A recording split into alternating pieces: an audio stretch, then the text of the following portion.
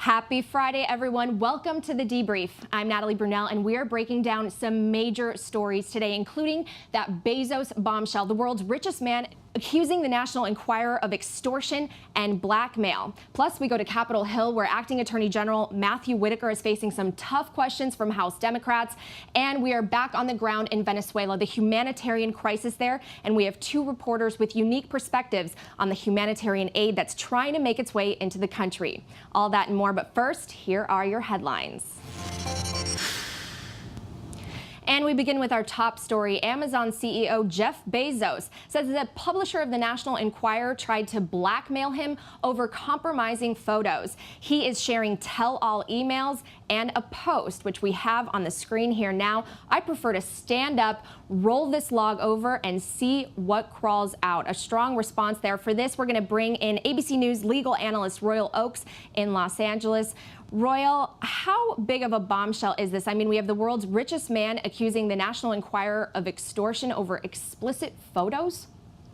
Well, it's huge. At first, it looks like the National Enquirer is simply putting its neck in a legal noose. And Royal, let's talk a little bit more about that Trump connection, because the National Enquirer is owned by AMI Media, which is run by David Pecker, a longtime friend of Donald Trump. So let's talk about the politics here. Yeah, what's happening, of course, is this idea of catch and kill. Royal Oakes in Los Angeles, thank you so much for your perspective. I'm sure we'll be talking about this story for days to come. Now let's talk more politics and go to Washington, D.C.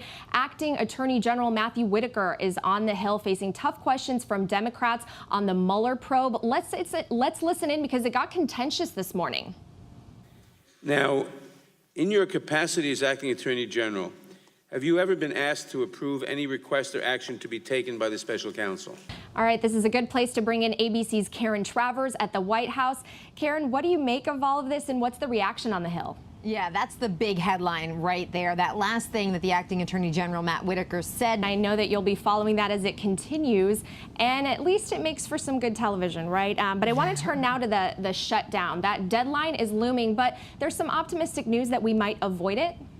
Glimmers of optimism right now. Stay tuned. Nobody has any idea at this point a clear answer on what the president is going to concede on. Yeah, what the president will do and what the president will tweet. Thank you so much, Karen Travers at the White House. And let's go now to Virginia. It's been such a chaotic week there. Now there are 4 top government officials under fire there and facing pressures to resign. The latest is Senate Majority Leader Tommy Norment. And for that story, we go to Chief National Affairs Correspondent Tom Yamas. Overnight, Virginia's congressional Democrats, along with the Legislative Black Caucus, both issuing statements and still calling on Governor Northam to resign. Yeah, a lot of questions about how they're going to move forward there. Thank you so much, Tom. Meantime, the 2020 campaign season is underway, and that means we're headed to Iowa, and our own Rachel Scott, who's on the ground there. Now, Rachel, who's got some campaign stops there today? Yeah, we have some big names making some announcements this weekend. And actually, Rachel, while we have you, I do want to ask you something on a personal note. I know you've covered the presidential campaigns in the control room before, but I saw your social media post this morning, not only about the cold, but just about the excitement of covering one in the field. Tell me, what are your first impressions? Oh, I am so excited. People think that I'm a little crazy here, but this was on my politics bucket list. That's great to hear, Rachel. Well, stay warm, and thank you so much. We're moving overseas now to the story we've been covering for several weeks, several months, in fact, to Venezuela. The U.S. and Colombian governments are trying to get humanitarian aid into the country, but President Maduro isn't letting them in. We have Cody Weddle in Caracas, and Victor Oquendo is in Colombia on the border of Venezuela. And Victor, we're going to start with him and what it's like on the border today. We're very close to the border with Venezuela. In fact, it is just over my shoulder.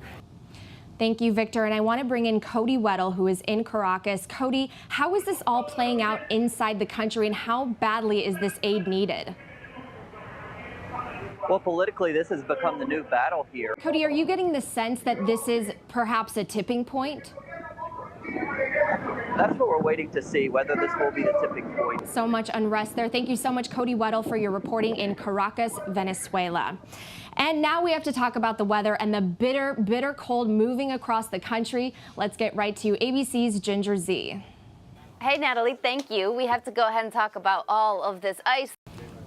Thank you, Ginger. We always love seeing photos from your family, and I'm getting similar ones from my mom in Chicago, where it's just as icy as Michigan. Well, thanks for watching the Debrief on ABC News Live. I'm Natalie Brunell. We hope you will join us for our political show, The Briefing Room, at 3:30 today. And don't forget to download our ABC News app for all the latest breaking news. Thanks for watching.